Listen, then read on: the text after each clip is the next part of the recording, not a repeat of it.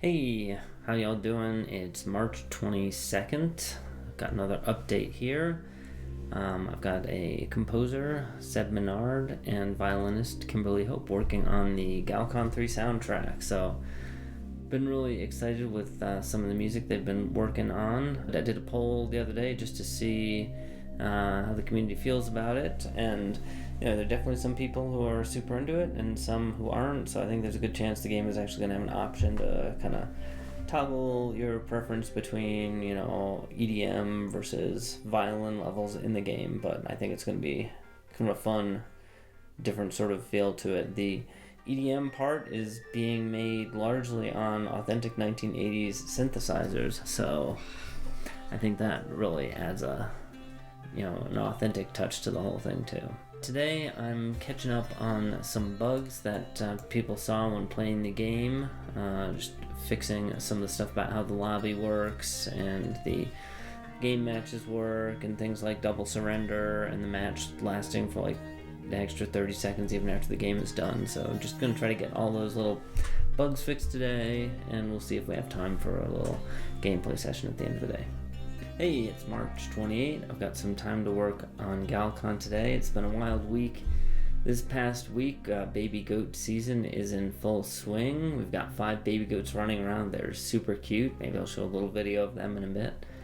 Today, there's 2 main things I'm going to work on. One is just fixing up 1 or 2 bugs people identified during the last playtest of the game.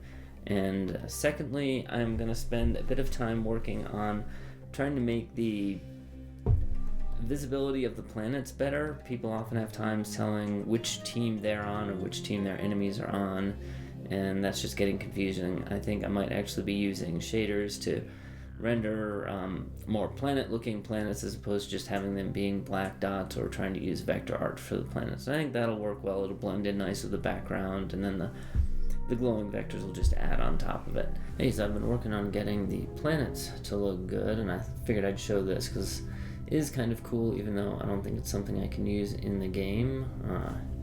Just add some fun little colored effects to the sides of them, but since really the point is to make these planets as easy to differentiate from each other as possible, I really need to probably not have too many colored highlights on here so it's easier to tell what's going on.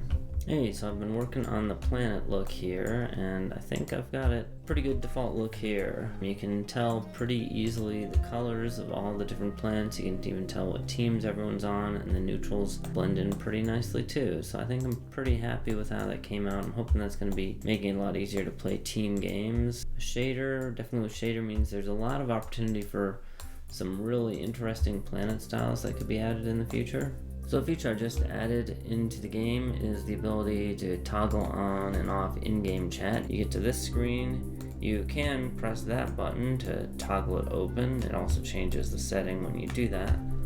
But you can also go over to here and turn on the lobby chat that way. So I'm trying to redesign the main lobby screen so it looks a little bit nicer. The layout is not too bad. I'll show you what the layout that I've got right now is looking like. So we've got this type of layout, and it's not super inspiring. I feel like the one ChatGPT subscribed might be a little bit better, but I think there's definitely some more room for improvement here. So, of course, AI doesn't always work, and I've tried twice to have it generate another image and no luck. Alright, so I've done some improvement on the main waiting lobby here. Set myself back into the queue, get the countdown going on. Can jump into the galaxy map from here. Can jump into the minigame from here. And we can also toggle the color, my ship style, and throw chat on and off. And I think this layout just looks a good bit nicer than the old one did. During the final countdown, the minigame option disappears and we just have a countdown over there as well. Countdown for the actual match begins. We've got a countdown up here, and then I've got it so that the chat can come and go as well. And then when we get to the end of the countdown, now it's got a little fortune on the side instead of being able to start the minigame. And then in this screen, I've also got a little fortune at the bottom to make this screen interesting while we're waiting for the countdown for everyone to get ready for the next match. I made the minigame have an actual bot you can play against. It's kind of fun to be able to play against a bot instead of just vacuuming up planets. So I tried to get the AI to write a text wrapping function for me because I figured that should be the common sort of thing it should be able to spit out. And after like 3 or 4 attempts, I just gave up and pretty much just wrote one on my own, which I hope works. Oh, and as a side note, the reason I had to add this at the last moment before I was able to do my playtest today is because I found that my server code was depending on my graphics library, which it needs to not to be able to compile a Linux binary for. I think it's a lot easier to tell which team is which and what players are what now. Because sometimes it is hard to get a lot of work done when you've got baby goats running all over the house. And right now we're in the middle of baby goat season, so between a couple weeks ago delivering a whole bunch of baby goats, and then this week they're just running amok.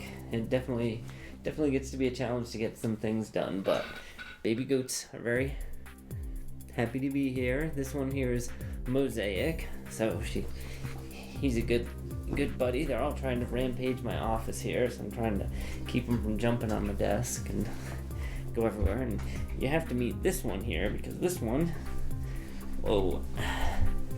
this other one here,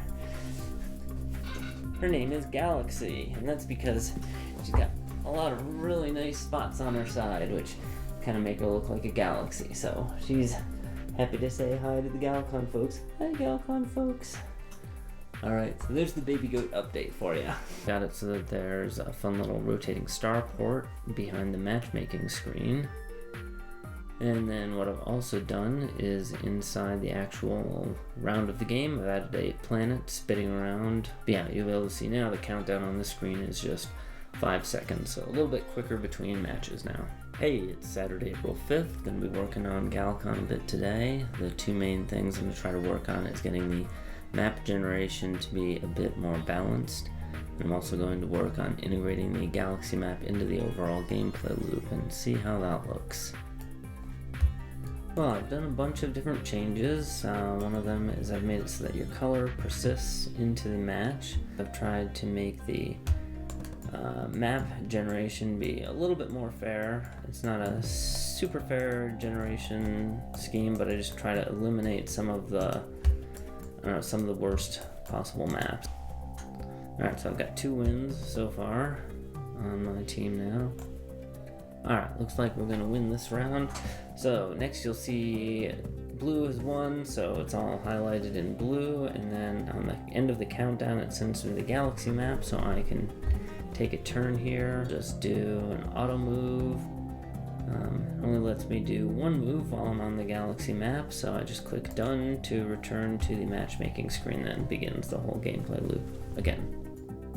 And so here my audio went out, so let me record this. I'm working on getting the menus to look good again with the fancy backgrounds. Here's my synthwave background, a little bit overly bright, so a little bit more work. I got it down to about the right color and the sizing, and I was able to compare it to the original. I think it actually looks a little bit nicer. I'll still have to clip around the edges. And then I got the front page to work on here. Done in the synthwave, of course I want to have a planet on that front page, and then I just need to tweak and adjust it until it is just the right size and looks good on the front page, similar to how it did originally. Lastly, I added a new debug feature to the game because I was working through some tricky stuff. While the internal state of the game is tracked in a virtual file system, so I'm able to navigate around this virtual file system in the game, look at different files, see what servers exist, go into the directories of those servers, see what users are in those various servers as well, and so that is nice too. Go back to the top here, I can go into the preferences directory or threads directory, see what threads are going on. That was where the bug was that I was actually trying to fix originally. Eventually I go into the stack here. I can just see a stack dump of all the existing Go routines that are running. That is really helpful for debugging if there's something going on there as well. And then if I go into prefs, I can even see what the user preferences are for a user. This is my user right now. I can output it with a nice pretty formatted JSON as well if I want to. So anyways, this whole debug setting area is really helpful for me. I may have overdone it here because you can even write files to the file system, read them out, remove them, and so on and so forth. So we'll see if that ends up being a useful feature or not. So getting back to the game here, I was working on getting the map balanced a bit better, and I did this by having bots actually play against each other and try to figure out which map was the most even. You can see some of these are still not very even. Anyways, I also added in a minimalist setting to the game. Still need to work on the look of this a little bit to make it a little bit better, but that is the update of this week. Thanks so much for listening, and I hope you enjoyed it, and hope you have a good week yourself. Bye.